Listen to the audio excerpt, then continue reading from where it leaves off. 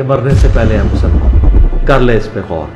किताबों का खुदा और है, बाबों का खुदा और। कहने को तो दी सबका इस्लाम है, लेकिन किताबों का जहां और है, बाबों का जहां और अब पीछे मुड़ के देखता हूँ तो वो वक्त बहुत तारीख था मेरी ज़िंदगी का। तो अब अक्सर सोचता हूँ कि पता नहीं कितनी ज़िंदगी जो है वो इसी तरह गफलत और जहालत में गुजारी है। मेरी सारी एज में जब से मैं होश संभाली है, इस चीज़ के बारे में बहुत परेशान नहीं कि मैं नमाज नहीं पढ़ता। मेरे नाना अबू अल्लाह ने जन्नत नसीब करे, वो बहुत परेशान रहते थे। मेरे वालिद साहब मुझे बहुत कहते रहते थे, लेकिन मैंने रेगुलरली शुरू नहीं की। अब से अल्लाह के साथ जो नमाज का कारोबार है ना, वो कैश पे करना है, उधार पे नहीं करना। अल्लाह अकबर। अल्लाह का शुक्र है, मैंने बहुत सारी वीडियोस देखी, लोग कहते हैं ये नफरत फैला रहे हैं।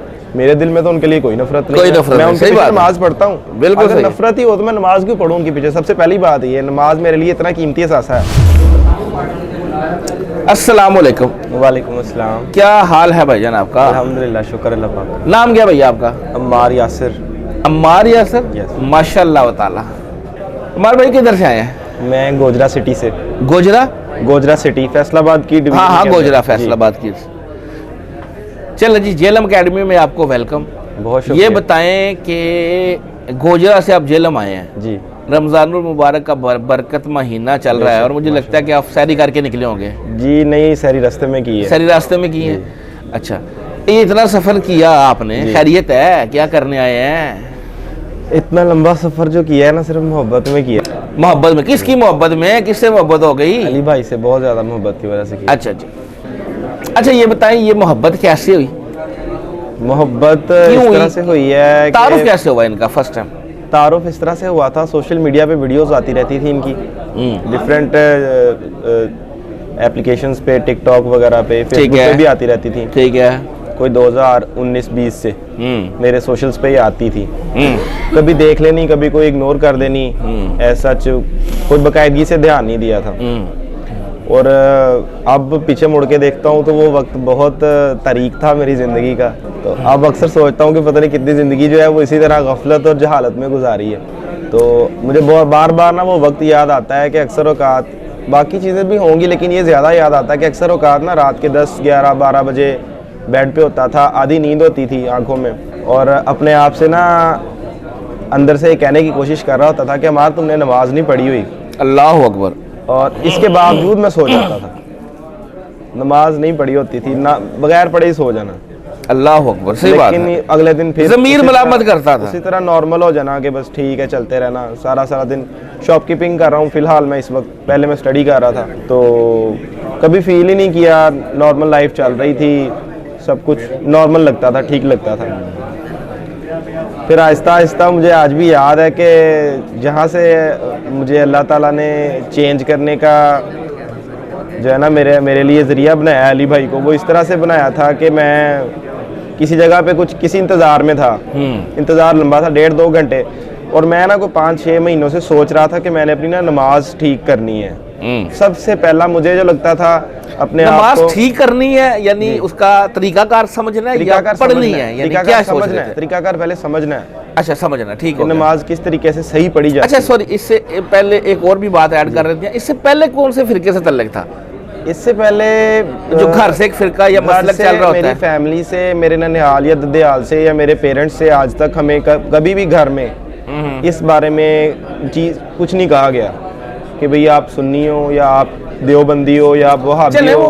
कभी जिस फैमिली में आंख खोल ली वहाँ की कल्चर व मामलात क्या थे? कल्चर नॉर्मली जो है वो बरेलवियत को फॉलो करते थे। अब कंटिन्यू करें नमाज का। जी, तो उसी तरीके से नमाज भी पढ़ते थे। ठीक है।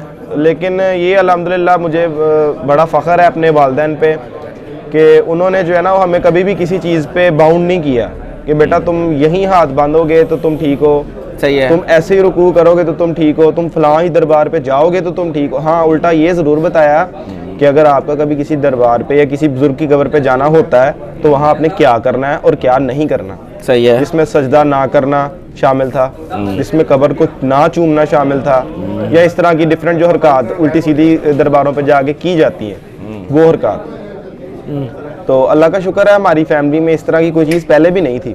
लेकिन मुझे पर्सनली इन चीज़ों की वजह से मेरे जहन में ये बातें आने लगी थी, क्योंकि अली भाई की जब भी कोई वीडियो आती थी ना, जो मुझे सबसे अच्छी बात इनकी लगी वो यही थी कि उसके ऊपर रेफरेंस होता था। आपको रेफरेंस जाके ढूंढने की जो है ना वो जरूरत नहीं है, सीधी सीधी बात सुनो और चेक कर लो। अगर आप कंफर्म करने जाएंगे तो आपको मिलेगा जरूर, बिल्कुल, जो कि मुझे बहुत सारी वीडियोस में कई दफ़ा नहीं भी मिला, कुछ और लोगों की कुछ और लोगों की वीडियोस में।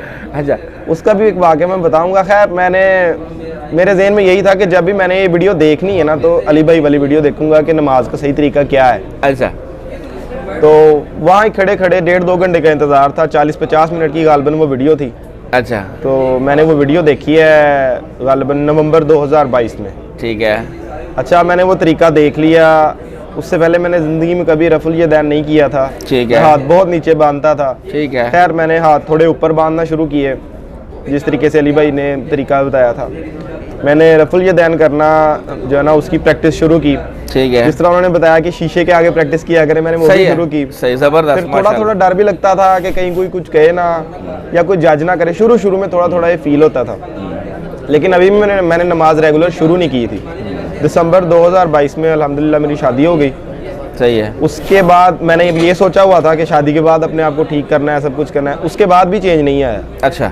और इस बारे में मैं अली भाई को प्योरली क्रेडिट नहीं दूंगा, क्योंकि मेरे ख्याल से जो मेरा मानना है पर्सनली वो ये है कि हिदायत अल्लाह ताला जो है ना वो इंसान के अंदर से लेके आता है। सही है। मेरी वालदा मेरी सारी एज में जब से मैं होश संभाली है, इस चीज़ के बारे में बहुत परेशान रही कि मैं नमाज नहीं पढ़ता। मेरे नाना वो अल्लाह ने जन्नत नसीब करे, वो बहुत परेशान रहते थे। मेरे वालिद साहब मुझे बहुत कहते रहते थे, लेकिन मैंने रेगुलरली शुरू नहीं की। वो अल्हम्दुलिल्लाह ये 2023 के रमज़ान से कुछ दिन पहले की बात है।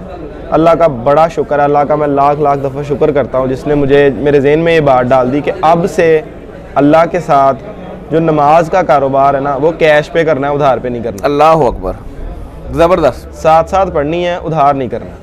हाँ, खुदा ना खास्ता सफ़र में या किसी मुसीबत में या किसी वजह से मिस होती है तो शाम को कंप्लीट करके रात को फिर सोना है, वैसे नहीं सोना। और बिल्कुल उसी तरह जिस तरह फ़राइज़ से अली भाई ने मुझे लोगों को शुरू करवाया, मैंने फ़राइज़ से शुरू किया। और ये बात बिल्कुल गलत है कि अगर जिस तरह आम लोग कहते हैं कि अली भाई लोगों को फ़र्ज़ों पे पक्का कर रहे हैं, बिल्कुल गलत बात है। इंसान जब फ़र्ज़ शुरू करता है ना तो वो आहिस्ता आहिस्ता सुन्नतों नवाफिल की तरफ खुद ही आ जाता है। ऐसे ही ऐसे, क्योंकि जब वो वज़ू करके एक जगह से उठ के मस्जिद जाता है ना, वज़ू करता है, नमाज के लिए खड़ा होता है, तो वो देखता है मैं इतनी दूर तो आ गया हूँ, तो क्या है 2 मिनट 4 मिनट 6 मिनट लग जाएंगे। जी जी बिल्कुल ऐसे ही है। सबसे पहले तो बंदा रूटीन सही करे। फिर जो है अब नमाज में जब सारे ये अल्लाह का शुक्र है नमाज शुरू कर दी, फिर और चीज़ें सीखना शुरू की। फिर मैंने अपनी वाइफ को भी इस बारे में मशवरा दिया। मैंने उनसे नहीं कहा कि आप अली भाई को सुनो, मैंने कहा आप डिफरेंट लोगों को सुनो, डिफरेंट लोगों की जांच पड़ताल करो, आपको जो सबसे सही लगे ना आपने फिर वो करना है। तो बड़ा एक इत्तेफाक हुआ, पिछले रमज़ान की बात है, यही दिन थे। हाँ हाँ। तो मैं ना अचानक रूम में एंटर हुआ तो मेरी वाइफ ना चैनल का, चले मैं नाम नहीं लेता, वो एक चैनल पे देख रही थी नमाज का तरीका। अच्छा। और उसमें एग्जैक्ट सजदे में जाने के तरीके की बात आ रही थी। ठीक है। और अब तरीका भी जो भी है उसको भी छोड़ दें, उससे पहले ही सुबह सुबह सहरी टाइम मैंने भी वीडियो देखी थी अली भाई वाली। अच्छा। और मैंने उसी टाइम ना जब वीडियो देखी, मैंने बेड पे खड़े होके ना जिस तरह मैं सजदा करता था मैंने किया फ़ौरन। मैंने देखा कि नहीं मैं गलत करता हूँ, अब इसको ठीक करना है। अच्छा, रात को अब वो ये नमाज का तरीका देख रही हैं, तो मैंने उन्हें कहा यहीं रुक जाओ। कहती है मुझे क्या हुआ है, मैंने कहा कि मैंने ना सुबह बिल्कुल इसके ऑपोजिट तरीका देखा। अच्छा। अब उसके नीचे जहाँ पे तरीका बताया जा रहा था उस चैनल पे, उस पे नीचे एक हदीस लिखी हुई थी और उसका रेफरेंस था। उसी टाइम जो है ना सुनन नबी दाऊद डाउनलोड की। अच्छा। किताबुस सलात खोल ली, गालबन 400 समथिंग हदीस नंबर था। वो खोला तो वहाँ पे हदीस ये थी जिसका मफहूम ये बनता है कि आप सल्लल्लाहु के एक सहाबी ने हदीस कोट करवाई हुई है कि एक वक्त पे मैंने फजर की अजान दी और फिर मैंने आप सल्लल्लाहु से जो है ना सवाल किया कि अब मैं अब इकामत कहूँ, यानी कि अब नमाज पढ़ें। तो उन्होंने फरमाया नहीं, अभी इंतज़ार करो। फिर उन्होंने कुछ देर मशरिक की जानिब को रुख फरमाया और कुछ वक्त के बाद उन्होंने मुझे हुक्म दिया कि अब इकामत कहो, जिसके नीचे फिर ये लिखा हुआ था कि इसका मफहूम ये है कि फजर की अजान और नमाज के दरमियान कुछ वक्फा है। ठीक है। वहाँ पे हदीस ये थी। अच्छा। मैंने अपनी वाइफ को वहाँ पे बताया, मैंने कहा आप देखो, आप एक वीडियो देख रही थी, उसके नीचे रेफरेंस आपने देख लिया, आप पक्के हो गए कि लो जी ये तो हदीस भी है। लेकिन मैंने कहा उस जगह पे वो हदीस ही नहीं है। आपको कंफर्म करना पड़ रहा है, क्योंकि सिर्फ हदीस नंबर लिखा हुआ था, नीचे ये हदीस है। अच्छा। रेफरेंस में भी गाड़ी है। वही ना, यही तो मैं चीजें देख रहा अच्छा। था। मैंने बहुत सारी इस तरह की निशानियां आई हैं। अच्छा ठीक हो गया। फिर अब जो जब भी मतलब शुरू से ही जब से बड़े हुए हैं, वालिदैन ने हमेशा यही समझाया है कि नमाज जो मस्जिद आपको करीब मिले आप पढ़ लो, जो जिस तरह पढ़ा रहा है कोई मसला नहीं, आपका जैसे दिल करता है, आपको ठीक लगता है जो वैसे नमाज पढ़ लो। तो मेरे शॉप से सबसे करीब जो है वो बरेलवियों की मस्जिद है। ठीक है, मैं वहीं जा रहा हूँ अभी भी नमाज पढ़ने। अल्लाह का शुक्र है, मैंने बहुत सारी वीडियोस देखी, लोग कहते हैं ये नफरत फैला रहे हैं। मेरे दिल में तो उनके लिए कोई नफरत नहीं है। मैं उनके पीछे नमाज पढ़ता हूँ। बिल्कुल अगर नफरत ही हो तो मैं नमाज क्यों पढ़ूँ उनके पीछे? सबसे पहली बात ये, नमाज मेरे लिए इतना कीमती असासा है, तो क्यों पढ़ूंगा मैं उनके पीछे? लेकिन अब वो सारी मस्जिद में मैं अकेला इस तरीके से नमाज पढ़ रहा होता था, तो मुझे ना थोड़ा थोड़ा डर लगता था कि पता नहीं शायद यार इतनी, जैसे वो एक लाइन है ना, मेजॉरिटी इज ऑलवेज राइट, तो मुझे होता था कि शायद क्या पता मैं गलत ही हूँ, क्या पता जो मुझे तरीका बताया गया वो गलत है। लेकिन ना वो इस बात पे अब मैं अली भाई की एक बात से इख्तलाफ करूंगा। उन्होंने इख्तलाफ किया था मौलाना तारिक जमील साहब के साथ। सही है। उन्होंने कहा था कि जो है ना, मैं मौलाना तारिक जमील साहब की इस बात से इख्तलाफ करता हूँ कि आप दीन के रास्ते पे आए तो अल्लाह आपके लिए आसानियाँ करेगा। हाँ, इन्होंने कहा था कि मैं इख्तलाफ इस बात पे करता हूँ कि नहीं, जी जी बिल्कुल सही है, रास्ते मुश्किलात आएंगी, मुश्किलात लेकिन सही वो मेरे केस में मुझ में कमियाँ आई हैं। मैं एक दिन इसी तरह ज़ोहर की नमाज़ पढ़ रहा था। अब मतलब अल्लाह से डर के कहता हूँ कि अभी ईमान उतना मजबूत नहीं है कि नमाज में पूरा ध्यान दिया जा सके। मैं ज़ोहर की नमाज़ पढ़ रहा था तो मेरे साथ ना आके बिल्कुल सफ़ेद ड्रेस के अंदर एक बुज़ुर्ग खड़े होकर उन्होंने नमाज शुरू कर दी। और अब ना मैं नमाज में वो उतना अच्छा ध्यान नहीं था, अल्लाह से डरता हूँ, अल्लाह से माफ़ी भी मांगता हूँ इस बात पे। तो मुझे ना फील हो रहा था कि जिस तरह मैं नमाज़ पढ़ रहा हूँ ना, तकरीबन ये उसी अंदाज से नमाज़ पढ़ रहे हैं।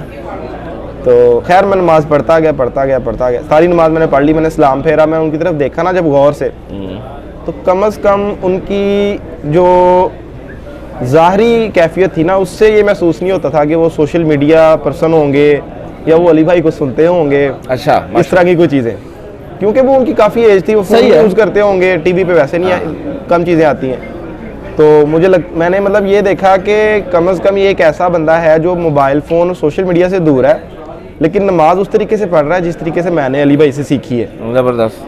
तो उससे मुझे बड़ा हौसला मिला उस दिन। उस चीज़ ने मेरे अंदर बड़ा कॉन्फिडेंस पैदा किया।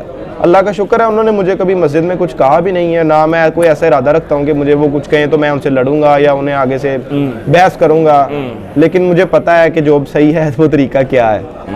ठीक है, बाकी एक दिन मैंने थोड़ी सी बात उनसे कर दी थी, क्योंकि नमाज वो बहुत तेज़ पढ़ाते हैं, मुझसे उनके साथ कैचअप नहीं किया जाता था ऑन टाइम।